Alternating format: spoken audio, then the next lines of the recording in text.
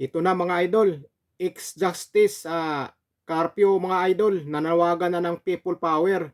Ito po yung vlog ni The General. Pakinggan po natin mga idol kung ano ang sinasabi ni Justice Carpio o ex-Justice Carpio na nanawagan na po ng people power. Hindi na po siya nakatiis mga idol, nanawagan na po talaga siya ng people power.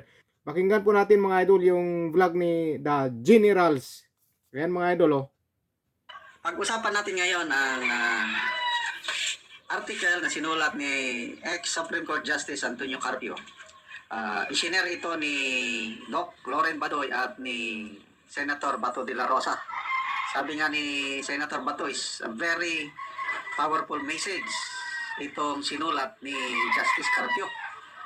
Dito ako na-attract sa last sentence or paragraph na niya. Galit na eh. Sabi niya, let our anger be our fuel. Let our indignation spark a revolution of accountability.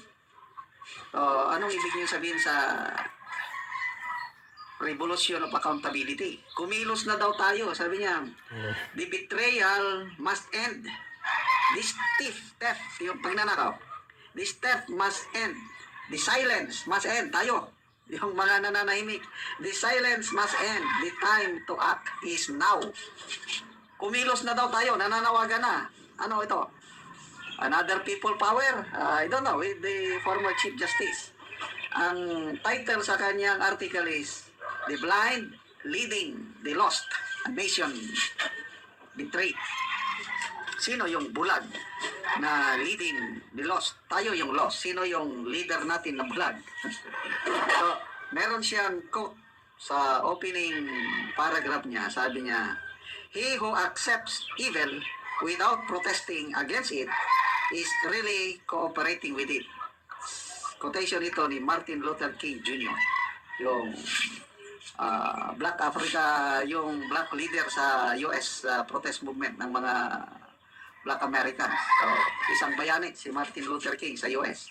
So, kung hindi ka daw magreklamo sa kasamaan, nananahimik ka lang, kasama ka na nila. You are cooperating sa gumagawa ng kasamaan. So, ang dinidiscuss niya dito, sabi niya, the halls of Congress and the Senate, niloloko nila ang taong bayan. He is referring to yung 2025 national budget. Okay? Sabi niya, yung lawmakers, their spectacle of greed and indifference has condemned 900 million Filipinos to despair. They are no leaders. They are traitors. Wow. Blind to the needs of the nation, leading us to a chasm of hopelessness. So, parehas ito sa sinasabi o sinulat ni Father Jerry Orbos na ang mga leaders natin ngayon, according to Father Jerry Orbos, are the modern day Herods. Herod, yung hari sa panahon ni pagkapanganak ng Panginoong Hesus. Instead of being the Messiah na mag-aahon sa atin sa kahirapan, itong leaders natin, sabi ni Father Orbos, pinapahirapan. Sila lang ang yumayaman, samantalang ang Pilipino getting poorer and poorer. Tama. So, Tama po yan. to me, ito rin yung pinaka-mabigat na article na nabasa ko so far tungkol sa pangyayari sa politika. Sabi ni Justice Carpio, let us not mince words. This is treason. When Congress butchered billions from education, they didn't just adjust a spreadsheet. They tore futures from the hands of Filipino children. They shattered the dreams of students who saw education as their only escape from the clutches of poverty. They sabotaged a nation's chance to rise, condemning generations to mediocrity and despair. Yan yung mainit na issue ngayon, yung nakalagay sa konstitusyon na ang education sector dapat ang may pinakamalaking budget. Kaya lang, lumalabas ngayon, ang pinakamalaking budget, yung DPWH, doon nila pinansak ang mga pork barrel ng mga mambabatas. So, dyan ngayon, nagagalit, hindi lang si Justice Antonio Carpio, pati na rin sina ex-Senator Drilon, mga kaparian, kaobispuhan, nagrally na sila noong December 23, tinawag ng Clergy for Good Governance, consisting of 13 bishops and 209 priests, both Roman Catholics, Iglesia Independente or Aglipayan, and evangelical leaders. Tinawag nila yung 2025 budget as self-serving. So ito rin yung sinasabi ni Justice Carpio. Okay, so pinanggit din niya dito yung zero funding for PhilHealth in 2025 is not just negligence, it's malice. It's as if Congress has declared war on the poor. How many parents will have to bury their children because they can't afford a doctor?